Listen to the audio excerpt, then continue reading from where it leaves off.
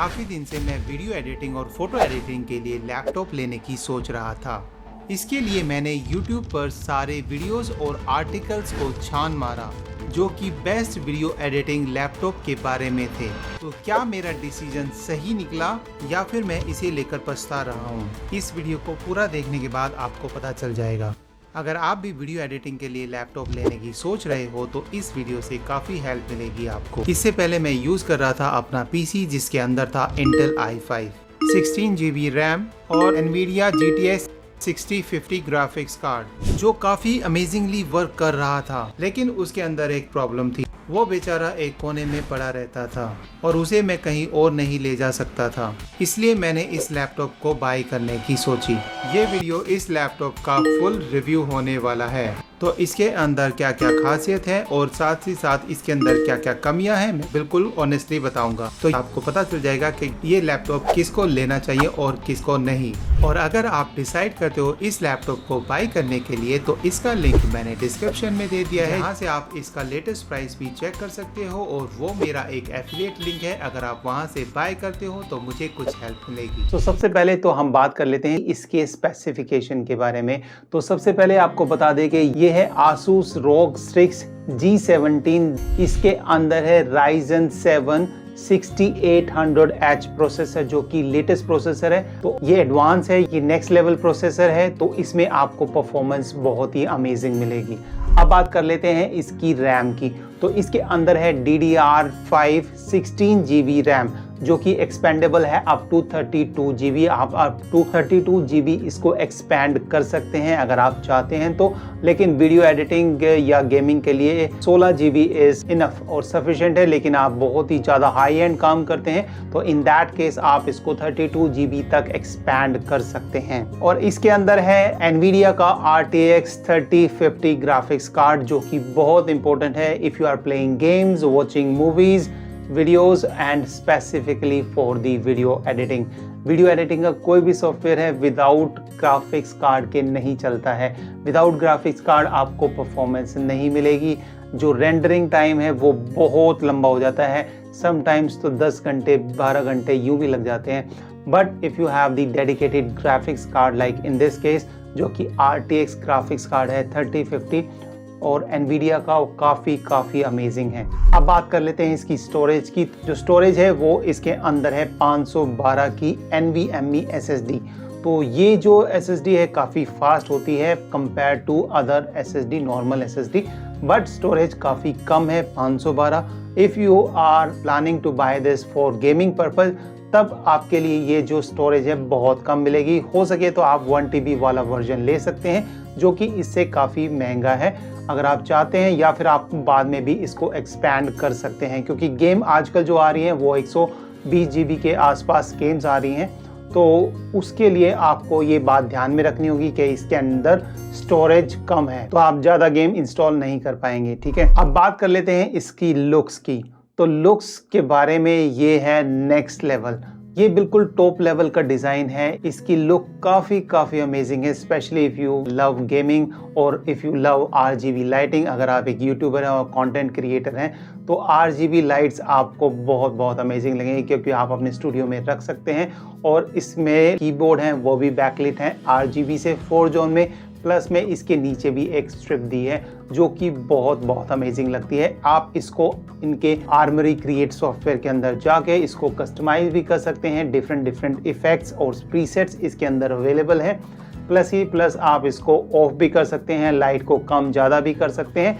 आप अपने according colour choose कर सकते हैं। तो ये आपको फुल ऑप्शंस दिए हैं, किसी भी तरह से आप इसको कस्टमाइज कर सकते हैं। अब इसका जो डिज़ाइन, बॉडी की बात कर लेते हैं। बॉडी के डिज़ाइन के बारे में तो बॉडी काफ़ी अमेजिंग है। पूरा टेक्सचर डिज़ाइन है, डार्क ग्रे कलर का ये वाला लैपटॉप है और इसके अंदर मतलब डिज़ाइन में कोई कमी नहीं छोड़ी है। बिल्कुल आपको प्रीमियम लैपटॉप फील होगा। जिस तरह से आप 1 लाख के आसपास इसमें पैसे खर्च कर रहे हैं तो उसी तरह की आपको क्वालिटी मिलती है। सारी चीज़ सॉलिड है, कहीं मेटल भी यूज़ किया गया है बट मोस्टली सॉफ्ट प्लास्टिक है इसमें जो कि हार्ड प्लास्टिक से बेहतर लगती है।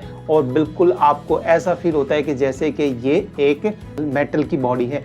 बट मेटल की बॉडी नहीं है, बट काफ़ी अमेजिंग टेक्सचर दिए हैं। जगह जगह आपको मैट फिनिश मिलती है जो कि काफ़ी अमेजिंग है। अब बात कर लेते हैं कि इसमें बहुत सारे वेंट्स दिए गए हैं। आप देखेंगे लैपटॉप के बॉटम पे, साइड में, पीछे बहुत सारे वेंट दिए हैं ताकि जो लैपटॉप है कभी भी हीट अप ना हो। इन वेंट्स में से हॉट एयर आती रहती है तो सिस्टम कूल रहता है, आपको मिलती है बेहतर परफॉर्मेंस। तो जी हाँ, ये बहुत अमेजिंग है। प्लस ही प्लस इन्होंने कूलिंग टेक्नोलॉजी भी इसमें यूज़ की है जिससे कि जो थर्मल्स हैं वो कूल रहते हैं और उसका टेम्परेचर डाउन रहता है। आप अगर लंबे समय तक वीडियो गेम खेल रहे हैं या वीडियो एडिटिंग कर रहे हैं तो हीट अप हो जाता है साइड से, बट कीबोर्ड्स वगैरह पर कोई भी हीट नहीं आती है। प्लस में इसकी जो परफॉर्मेंस है वो कहीं पे भी इफेक्ट नहीं होती है डिस्पाइट बीइंग हीट। और इसका जो टेम्परेचर है वो मैक्सिमम 85% तक ही जाता है, उससे ज़्यादा ये नहीं जाता है, तो जो कि काफ़ी अमेजिंग बात है। और जैसा कि मैंने बताया कि इसके अंदर लिक्विड मेटल कूलिंग टेक्निक का यूज़ किया है जिससे कि नॉर्मल वाले सीपीयू की बजाय इसमें आपको जो टेम्परेचर मिलता है वो 60 डिग्री सेल्सियस तक कम रहता है, जो कि काफ़ी अच्छी बात है।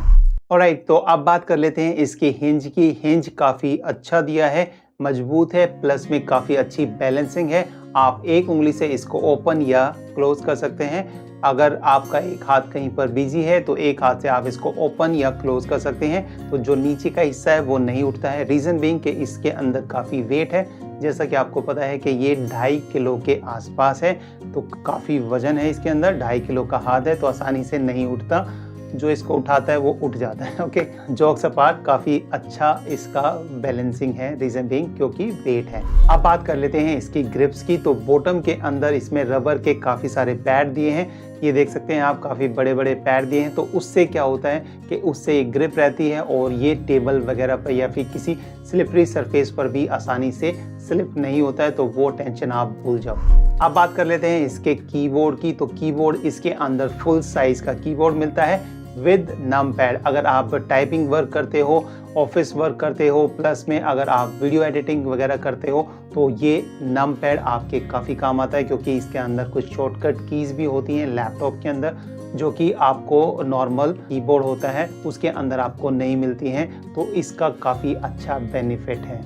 और साथ ही साथ ये जो सारी कीज़ हैं वो बैकलाइट हैं और इनके अंदर 4 जोन RGB है, जिसको 4 जोन में डिवाइड किया गया है। और आप इसके कलर्स को, इसके स्टाइल को, इसके लुक्स को आप अपने अकॉर्डिंग कस्टमाइज कर सकते हैं आर्मरी क्रिएट सॉफ्टवेयर में जाके। और कीज़ इसकी जो है वो चिकलेट कीज़ हैं, ये मैकेनिकल नहीं है, बट इनके अंदर टाइपिंग बहुत ही स्मूथ और ईजी होती है। Even I enjoy typing on this, और काफ़ी अमेजिंग आपको स्मूथ एक्सपीरियंस मिलता है। और कीज़ का साइज़ भी काफ़ी बड़ा है, तो अगर आपकी उंगलियां मोटी भी हैं तो भी आपको कोई प्रॉब्लम नहीं आने वाली है। और अब बात कर लेते हैं इसके ट्रैक पैड की। तो ट्रैक पैड भी काफ़ी बड़ा और काफ़ी स्मूथ काम करता है। ये 5 इंच के आसपास आपको इसका ट्रैक पैड मिलता है और ये काफ़ी स्मूथ और ईजीली वर्क करता है। दो I don't use track pad, but those who do उनके लिए काफ़ी अच्छा है, वो इजीली इसको यूज़ कर सकते हैं। आई प्रेफर माउस, क्योंकि उससे एक फास्ट काम होता है वीडियो एडिटिंग वगैरह में या फिर ऑफिस वर्क में टाइपिंग वगैरह के लिए, तो मैं उसके लिए माउस को यूज़ करता हूँ। But those who use the track pad और जो इसके यूज टू हैं वो उनके लिए काफ़ी अच्छी बात है। काफ़ी अच्छे से आपको वर्क करेगा ये और स्मूथ वर्क करता है, वेरी क्विक इसका रिस्पॉन्स है, तो कोई भी प्रॉब्लम आपको नहीं आने वाली है। अब बात कर लेते हैं इसकी डिस्प्ले की। तो इसके अंदर आपको 17.3 इंच की IPS लेवल डिस्प्ले मिलती है जो कि बैकलाइट भी है, तो काफ़ी हेल्पफुल है। अगर आप किसी ओपन एनवायरनमेंट में जहाँ पर लाइट भी आ रही है तो भी आपको कोई प्रॉब्लम नहीं होगी इसमें काम करने की। और ब्राइटनेस इसकी ठीक ठाक है, इतनी ज़्यादा नहीं है, तो ब्राइटनेस हालांकि कोई प्रॉब्लम नहीं आती है, आप कहीं पे भी इसको काम कर सकते हैं ओपन में भी। और डिस्प्ले में इसका स्क्रीन टू बेजल रेशियो काफ़ी थिन है। इसका 4.5 mm के साइड में जो बेजल्स मिलते हैं जो कि काफ़ी अमेजिंग लुक है, और इसी के कारण इन्होंने इसमें वेबकैम नहीं दिया है जो इसका एक ड्रॉबैक है। और इसके स्क्रीन का साइज़ है वो 85% स्क्रीन टू बॉडी रेशियो है। अब बात कर लेते हैं इसकी बैटरी की। तो बैटरी इसमें 19 WH की है, बट इन दिस केस क्योंकि एक परफॉर्मेंस लैपटॉप है तो यहाँ पे आप ज़्यादा बैटरी लाइफ आपको नहीं मिलने वाली है और आपको एक्सपेक्ट भी नहीं करनी चाहिए। अगर आप बैटरी लाइफ चाहते हैं तो आप दूसरा कोई लैपटॉप ले सकते हैं, जैसे कि आप मैकबुक की तरफ जा सकते हैं या फिर कोई और देख सकते हैं। लेकिन अगर आपको परफॉर्मेंस चाहिए प्लस में लुक चाहिए जिस तरह की इसके अंदर है, तो उसमें आपको बैटरी बैकअप ज़्यादा नहीं मिलेगा। मैंने इसको नॉर्मल कंडीशंस में टेस्ट किया था जिसमें मैंने गेम वगैरह नहीं खेली, और इसकी लाइट्स वगैरह ऑन थी, यूपर वाली कीबोर्ड की भी, प्लस में जो नीचे की RGB स्ट्रिप है वो भी ऑन थी। उसी के साथ मैंने इसमें कुछ टाइपिंग वर्क किया था, प्लस में मैंने इसमें 3 YouTube के वीडियोस देखे थे जो कि मैंने डबल स्पीड में या 1.5 स्पीड में देखे थे, और साथ ही साथ मैंने इसमें आधा घंटा म्यूज़िक सुना था जो इसके इनबिल्ट स्पीकर हैं। तो उसके बाद मुझे बैकअप मिला वो 2.5 घंटे के आसपास ही ये बिल्कुल बंद हो गया था। तो आपको ऑब्वियसली कम मिलने वाली है। हालांकि अगर आप लाइट को ऑफ कर देंगे, RGB लाइट्स वगैरह, तो आपको इसके अंदर आधे घंटे का और मैक्सिमम आप लगा लें कि 3 घंटे का आपको बैकअप मिल सकता है नॉर्मल कंडीशन में। हालांकि वीडियोस वगैरह आप देखते हैं तो उसमें आपकी बैटरी खर्च ज़्यादा होती है, तो आप अगर इस बात का ध्यान रखें, स्पीकर पे अगर आप म्यूज़िक सुन रहे हैं प्लस में वीडियोस देख रहे हैं तो आपको जो बैकअप काफ़ी कम मिलेगा। तो अगर उसी की बजाय अगर आप हेडफोन पे सुनते हैं उसमें आपकी बैटरी कम खर्च होती है, प्लस में आपको बैकअप ज़्यादा मिलता है। तो आप मान सकते हैं कि 2 या 3 घंटे इसमें आपको बैकअप मिलेगा नॉर्मल कंडीशंस में, और अगर आप ये म्यूज़िक वगैरह नहीं चलाते हैं तो ये 4 घंटे तक आपको मिल सकता है बैकअप। तो ये बात आप मान के चलिए, कोई आपको कितना भी कहे तो आपको 2-3 घंटे का ही बैकअप मिलेगा इसमें। और अगर आप गेम खेलते हैं, गेम खेलने के दौरान और या फिर वीडियो एडिटिंग करते हैं या कोई हैवी 3D सॉफ्टवेयर में वर्क करते हैं, तो इन दैट केस आपको पावर प्लग इन करना पड़ेगा। बिना उसके आप काम नहीं कर पाएंगे। ये आधे या 1 घंटे के अंदर ही बोल जाएगा। तो इसकी बैटरी काफ़ी वीक है, वो आप ध्यान रखिए, क्योंकि परफॉर्मेंस लैपटॉप है, इतना सारा इसके अंदर वेंट्स दिए हैं, जगह जगह आपको फ़ैन दे रखे हैं, तो वो बैटरी तो खाएंगे ही खाएंगे। प्लस में लाइटिंग दी हुई है सब जगह, तो उसका भी तो आप सोच सकते हैं कि वो भी बैटरी को यूज़ करेगी। तो अगर आप बैटरी का एक्सपेक्ट कर रहे हैं 5 घंटे या 4 घंटे, तो वो आप भूल जाइए, वैसा बैकअप आपको नहीं मिलेगा। ये बात आपको ध्यान में रखनी है। ऑलराइट, सो अब बात कर लेते हैं। इसके साथ आपको चार्जर मिलता है 200 वाट का, जो कि काफ़ी फास्ट वर्क करता है। पौने घंटे के अंदर 45 मिनट्स के अंदर ये 82% चार्ज हो गया था। तो आप लगा सकते हैं 1 या सवा घंटे के अंदर इसकी बैटरी 100% चार्ज हो जाएगी बंद करने के बाद। लेकिन अगर आप वर्क करते हैं तो उस दौरान ये टाइम 2 घंटे भी हो सकता है, 2.5 घंटे भी हो सकता है, डिपेंडिंग ऑन आप किस तरह का उसमें वर्क कर रहे हैं। तो अब बात कर लेते हैं इसके स्पीकर्स की। तो स्पीकर्स इसके अंदर आपको मिलते हैं, काफ़ी क्रिस्टल क्लियर उनकी साउंड है, प्लस में ये डॉल्बी एटमॉस इसके साथ सॉफ्टवेयर आता है, तो काफ़ी अमेजिंग साउंड आपको मिलती है, पूरी सराउंड साउंड मिलती है, और आप इसको डीजे भी बना सकते हैं। काफ़ी लाउड है, हालांकि बेस इतना नहीं होता ऑब्वियसली, क्योंकि कोई सब वूफर वगैरह इसके अंदर नहीं है, बट साउंड काफ़ी क्रिस्टल क्लियर और काफ़ी अमेजिंग है, काफ़ी लाउड है। आपको कोई भी एक्सटर्नल स्पीकर लगाने की ज़रूरत नहीं है, आप आसानी से किसी भी रूम के अंदर म्यूज़िक या फिर मूवीज़ एंजॉय कर सकते हैं।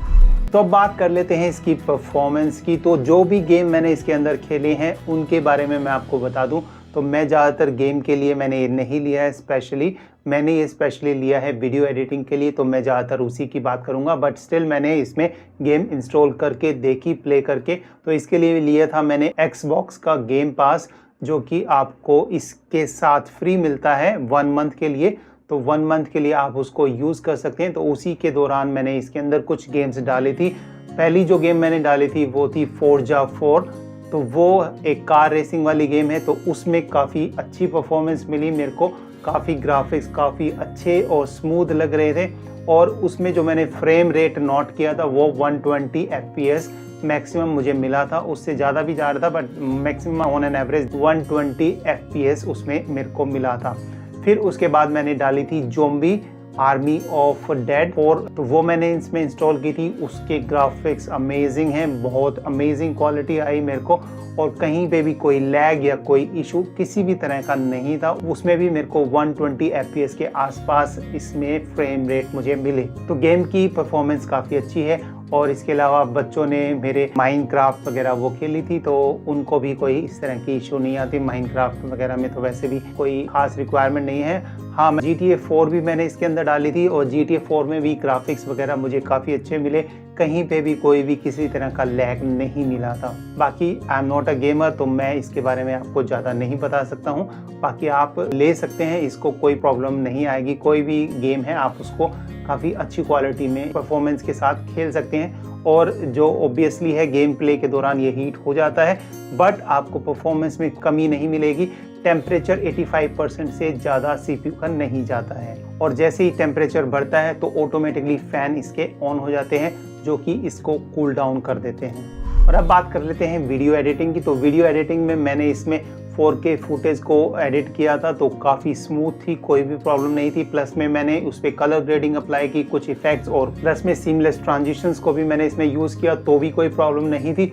हाँ, अगर मोगेट फाइल्स आप डालते हैं तो ऑब्वियसली उसमें आपको ये रेड लाइन मिलेगी, क्योंकि जो मोगेट फाइल्स के टेम्पलेट होते हैं वो आफ्टर इफेक्ट से सिंक होके चलते हैं, तो उसमें आपको इशू आएगा। वो कोई भी आप लैपटॉप ले लो, आप उसके अंदर आपको ये प्रॉब्लम थोड़ी सी आएगी। हालांकि अब जो मेन बात है वो मेन बात ये है कि इसके एक्सपोर्ट में कितना टाइम लगता है। तो एक्सपोर्ट में बहुत फास्ट काम करता है। 10 मिनट का जो सीक्वेंस था जिसके अंदर colour grading, seamless transitions plus MOGRT templates इसके अंदर मैंने यूज किए थे, तो उसमें मेरे को टोटल टाइम लगा 4K फुटेज में, वो लगा, ये आप स्क्रीन पर देख सकते हैं। और दूसरी बात, जब मैंने इसको 1080 में एक्सपोर्ट किया तो 1080 पिक्सल्स में यानी कि फुल HD में मुझे टाइम लगा इतना, तो जो कि काफ़ी फास्ट है मेरे पिछले PC से, जो कि i5 है मेरे पास PC, और उसमें जो मेरा ग्राफिक्स कार्ड है वो 1650 है 6050, तो वो GTX है, ये RTX है, तो RTX की परफॉर्मेंस ज़्यादा बेटर होती है,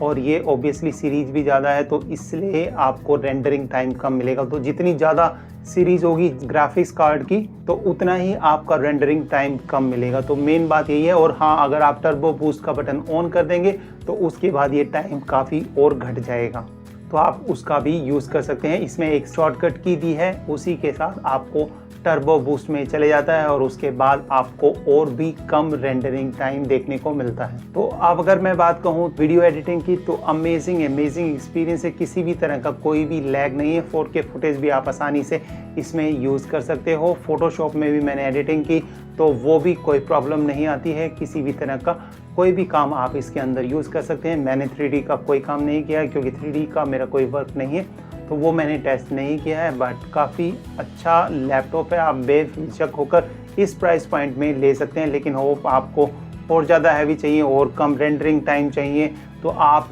जो हायर एंड वाले मॉडल हैं 2-2.5 लाख के, वो भी ले सकते हैं। बट 1 लाख के अंदर आपको ये काफ़ी अच्छा ऑप्शन मिलता है।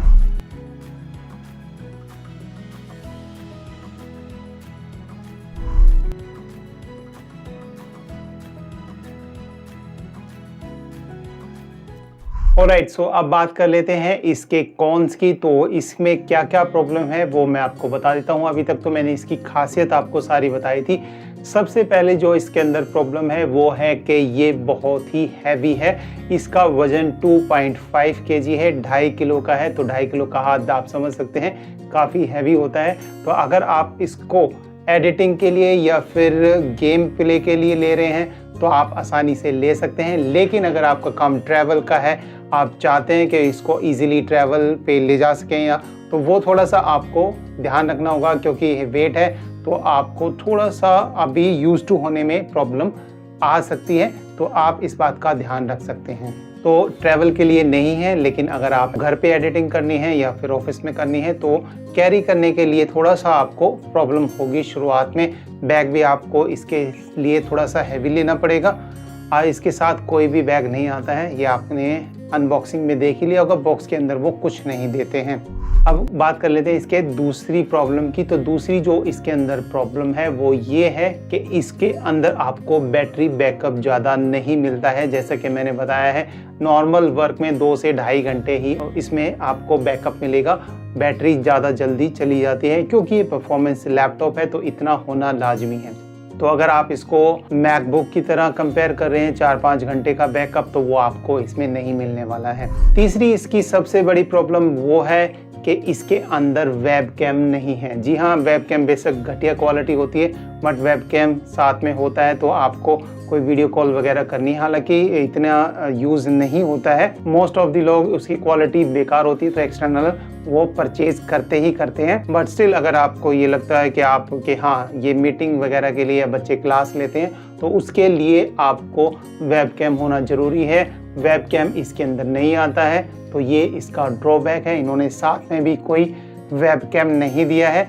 मैंने सुना है कि जो हाई एंड मॉडल हैं 2.5 लाख के या 3 लाख के, उनके साथ ये वेबकैम देते हैं, पर इसके साथ कोई भी वेबकैम नहीं आता है। तो ये भी काफ़ी बड़ी प्रॉब्लम है अगर आपको वेबकैम ही चाहिए तो।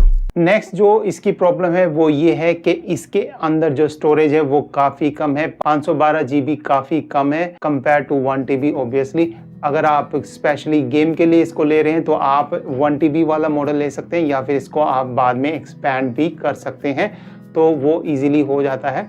उसका भी वीडियो इसमें आएगा, क्योंकि मैंने अभी इसको एक्सपैंड करना है, क्योंकि 512 कम है। क्योंकि आजकल जो भी गेम्स आ रही हैं वो 120 GB के आसपास ही आती हैं, तो आप 2-3 गेम डालेंगे तो आपकी स्टोरेज फुल हो जाएगी और आप ज़्यादा गेम इसमें एक टाइम पे एंजॉय नहीं कर सकते। ये कर सकते हैं, एक गेम डाली आपने, उसको एंजॉय किया और जब उससे मन भर गया तो फिर दूसरी डाली, फिर तीसरी डाली, तो इस तरह से आप इसको यूज़ कर सकते हैं। या फिर आप एक एक्सटर्नल हार्ड ड्राइव भी ले सकते हैं, बट इंटरनल स्टोरेज इसकी कम है, तो ये इसकी प्रॉब्लम है जो आपको ध्यान में रखनी चाहिए। अच्छा, और इसको यूज़ करते वक्त जो मुझे 1 महीने के अंदर इसके जो इशू आया वो आया, एक तो ब्लू स्क्रीन का। तो ब्लू स्क्रीन के कई कारण होते हैं, कई सारे सॉफ्टवेयर या फिर कुछ वायरस वगैरह के कारण भी आपको ब्लू स्क्रीन देखने को मिलती है। अगर लोड काफ़ी पड़ जाता है हार्ड डिस्क पे तो भी आपको ब्लू स्क्रीन की प्रॉब्लम दिखती है। तो वो मुझे 2 बार इसमें ब्लू स्क्रीन की प्रॉब्लम आई थी। तो उसमें ब्लू स्क्रीन हो गई थी और फिर शट डाउन हो जाता है, फिर रीस्टार्ट हो जाता है, फिर नॉर्मल ये वर्क करता है। जो नेक्स्ट प्रॉब्लम इसके अंदर मैंने फेस की थी वो ये है कि ये कई बार आई डोंट नो कि जब ये हैवी वर्क वगैरह कुछ करते हैं तो लाइट एकदम डार्क हो जाती है, डिम हो जाती है, और उसके बाद ये शॉर्टकट की है लाइट को अप या डाउन करने की या ब्राइटनेस को अप एंड डाउन करने की, वो काम नहीं करती है।